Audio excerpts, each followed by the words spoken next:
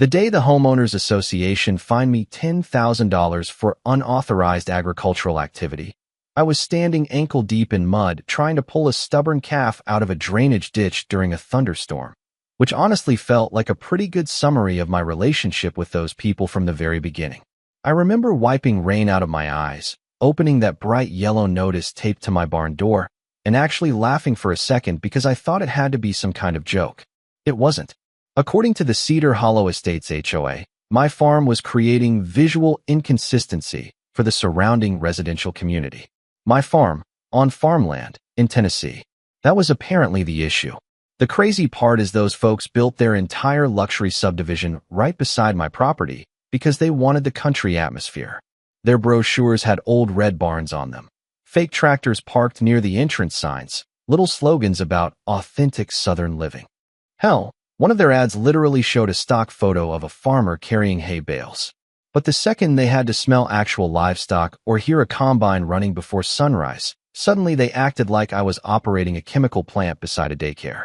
My family had owned that land outside Belmere for almost 70 years. My grandfather raised cattle there, my dad grew soybeans and corn there, and after he passed, I stayed because I couldn't imagine doing anything else. Farming gets in your bones after a while. The early mornings, the dirt under your nails, the weird pride you feel fixing machinery nobody else would bother saving. It's hard to explain unless you've lived it. For years, things stayed peaceful enough between me and the subdivision. Most of the homeowners barely noticed me except around fall festival season when they wanted cute pumpkin patch photos for Instagram. I kept to myself. Fixed the shared drainage ditch every spring because if I didn't, their fancy walking trails flooded. Let utility trucks cross my gravel road during storms.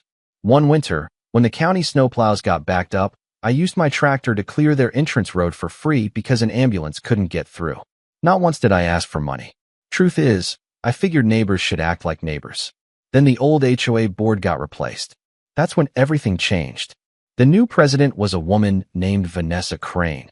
And from the moment she showed up, it felt like she was trying to turn Cedar Hollow into some kind of gated kingdom. She moved down from Chicago with her husband, bought one of those giant stone houses overlooking my pasture, and immediately started complaining about rural management issues, which I later learned was rich people language for cows existing too loudly. First came the letters, then the complaints during county meetings, then random inspections that somehow always happened during harvest season. One afternoon, she actually stopped me by my fence line while I was repairing a feed trailer and asked if I'd consider reducing visible equipment exposure from the main roadway. I remember staring at her for a second because I genuinely didn't know what the hell that meant. Then I realized she wanted me to hide my tractors because they ruined the aesthetic view from her jogging path. I told her, "Ma'am, it's a farm, not a country club." She didn't like that. After that conversation, the fines started escalating fast. Noise violations, odor complaints, improper land usage notices. Every month it got worse, and every letter carried the same smug little signature at the bottom, Vanessa Crane, HOA president. It stopped being about rules pretty quickly. You could feel that. This was personal now. What bothered me most wasn't even the money. It was the disrespect. These people moved beside a working farm and somehow convinced themselves the farm was the problem. Still, I tried staying calm. My attorney, Dale Mercer, kept telling me, "Don't react emotionally. Paper trails beat arguments every time." So I documented everything. Every letter, every fine, every conversation. And honestly, if things had stopped there, maybe none of what happened next would have happened at all. But about 2 weeks later, I noticed a small gray building sitting near the north edge of my pasture, tucked behind a row of cedar trees where the subdivision met my land. At first I assumed it was construction storage. Then I saw the sign hanging beside the door. Cedar Hollow HOA Administrative Office. That's when my stomach dropped a little, because I knew exactly where that building was sitting, and I was almost certain it wasn't on their property. I didn't say anything at first. That's the part people always get wrong when they hear this story later. They imagine I stormed over there yelling or threatening lawsuits right away. But honestly, I just stood there leaning against my truck for a while, staring at that little prefab office like my brain was trying to force the math to work out differently.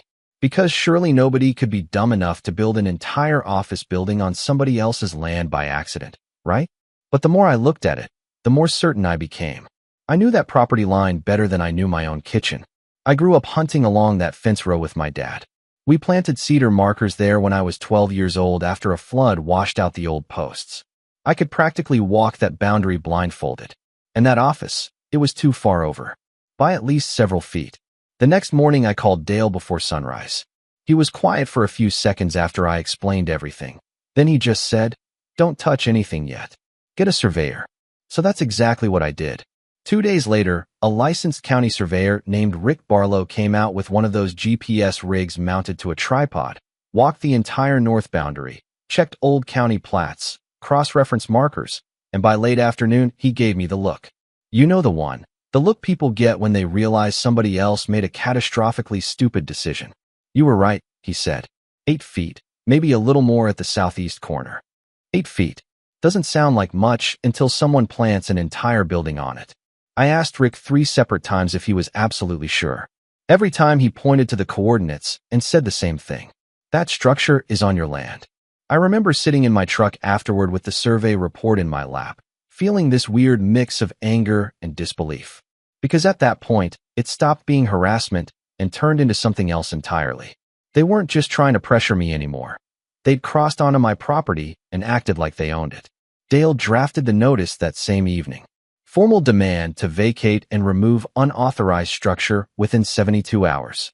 Professional wording, no threats, clean and simple. We hand-delivered it to the HOA office the next morning.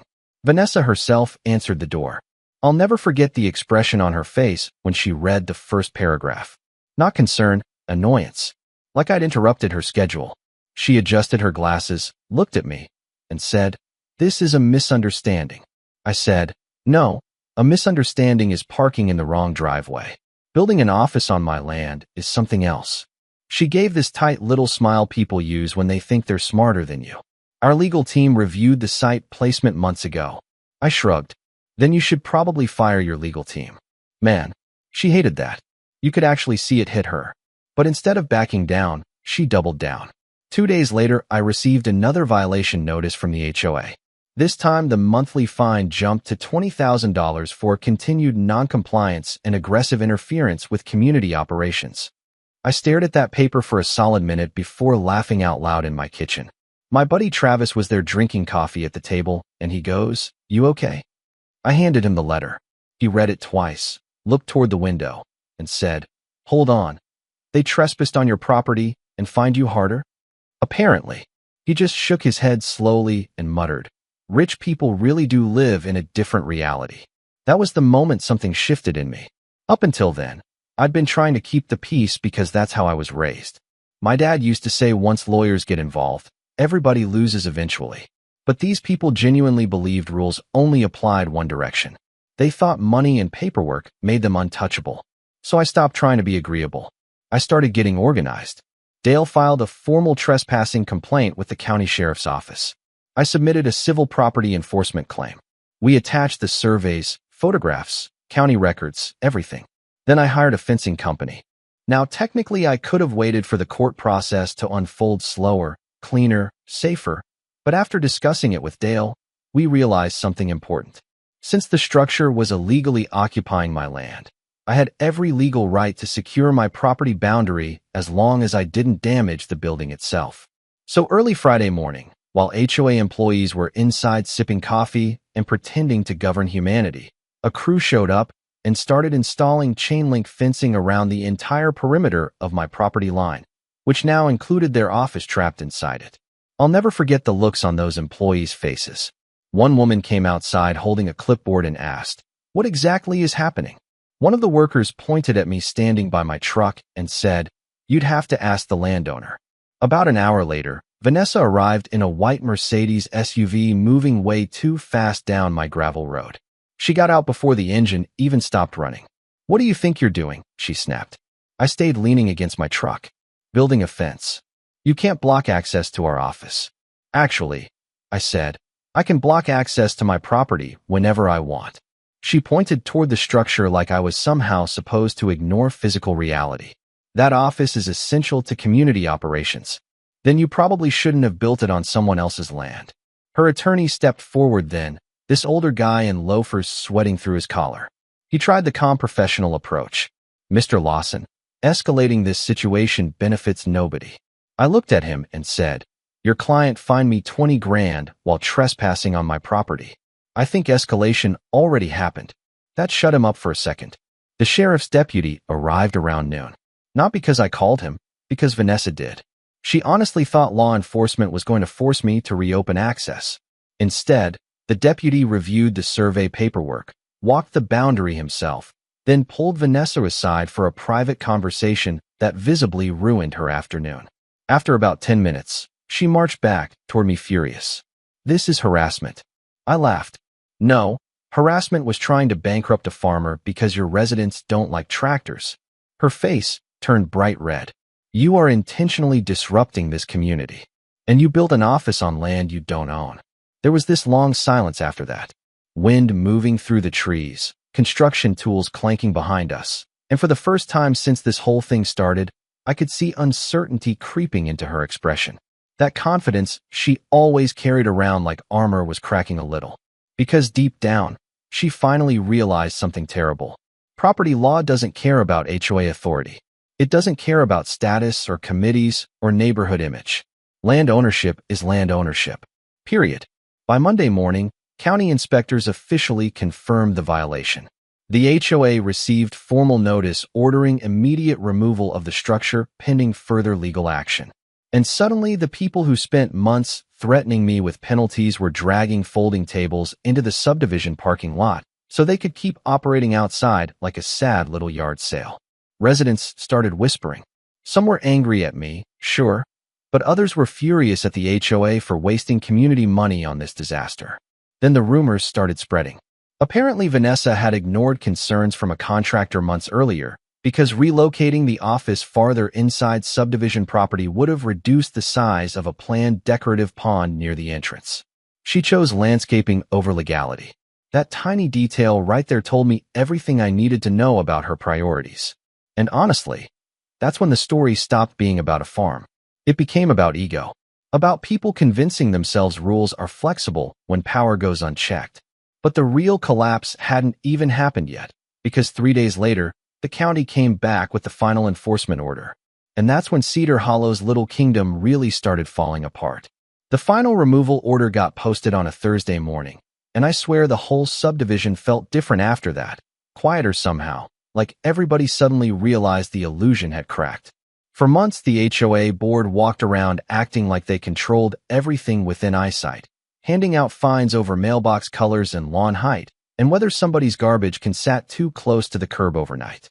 But now their own office sat behind chain-link fencing with bright orange county notices taped across the front door like some abandoned foreclosure. There's something strangely satisfying about watching arrogance run face-first into reality. Not loud satisfaction either, the quiet kind. The kind you feel in your chest when the truth finally catches up to somebody. Around noon, demolition crews rolled in. Big yellow excavators, utility trucks, county inspectors with clipboards. No dramatic music, no screaming matches, none of the stuff people imagine when they hear this story online. Honestly, that's what made it feel so surreal. The workers treated it like any ordinary removal job because to them, it was just another illegally placed structure getting hauled away. Meanwhile, half the neighborhood stood at a distance pretending not to watch. I recognized plenty of them too. Folks who used to glare at my tractors while walking designer dogs suddenly couldn't stop staring at their HOA office being dismantled piece by piece. I stayed near my fence line with a cup of coffee, mostly quiet.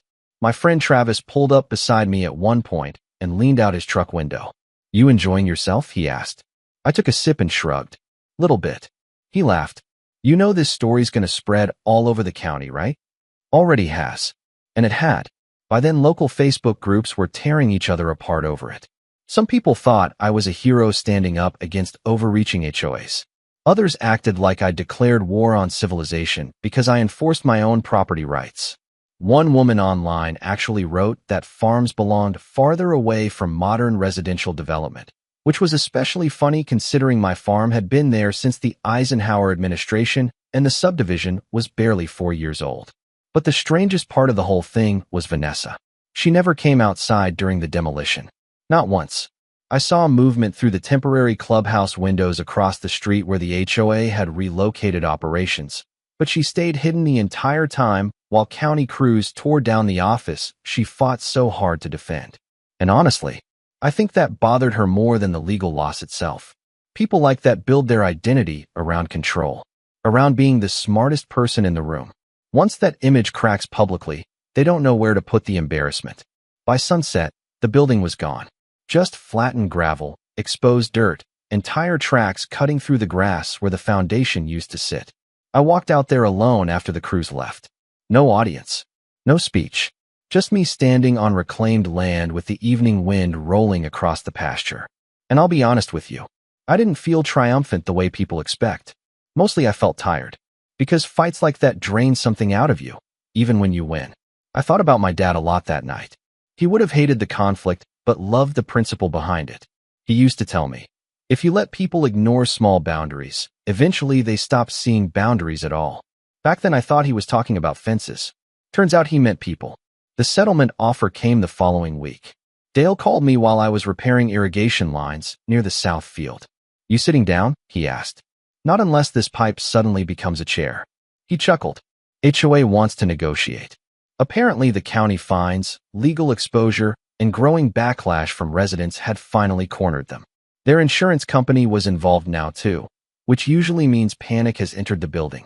Vanessa and the board offered to erase all prior violations, reduce tensions moving forward, and quietly settle the trespassing dispute if I agreed not to pursue additional damages. Dale asked what I wanted to do. Truthfully, I could have gone harder. Some people told me I should have buried them financially after everything they pulled. But revenge gets expensive after a while, emotionally more than anything else. I didn't want to spend the next 3 years trapped in courtrooms thinking about people I already couldn't stand. So I made 3 demands. Every fine erased permanently. A formal written acknowledgement recognizing the exact legal property boundaries moving forward. An assigned apology addressed directly to me. Dale went quiet for a second after I told him. Then he laughed softly and said, "You know the apology's gonna hurt them the most, right? That's the point." They signed everything 3 days later. Vanessa's signature sat at the bottom of that apology letter looking like somebody pressed the pen hard enough to crack the paper. I still keep a copy in my desk drawer somewhere. Not because I enjoy humiliating people. Honestly, I barely look at it anymore. I keep it because it reminds me how fast power can rot when nobody pushes back. These days the farm's peaceful again. The cattle still wander the north pasture. Soybeans still come up every spring. And every once in a while I'll catch a new Cedar Hollow resident slowing down near my fence line, probably trying to figure out if the story they heard is actually true. Sometimes they wave. Sometimes they don't. Either way, I just keep working. But I still think about something Travis said while we watched that office come down. He looked over at me and said, "Crazy thing is, if they'd just left you alone, none of this would have happened." And he was right. That's the part people keep arguing about online even now. Some say the HOA deserved every bit of it. Others think I escalated too far. Maybe there's truth on both sides. But I know this much. You can create all the policies you want, print fancy rules, build committees, hold meetings about aesthetics and community values. But the second you start believing authority matters more than basic respect, eventually somebody's going to remind you where the property line really is. So what do you think? Did I go too far? Or did the HOA finally get exactly what they earned? Let me know in the comments, because trust me, people around here still argue about it to this day.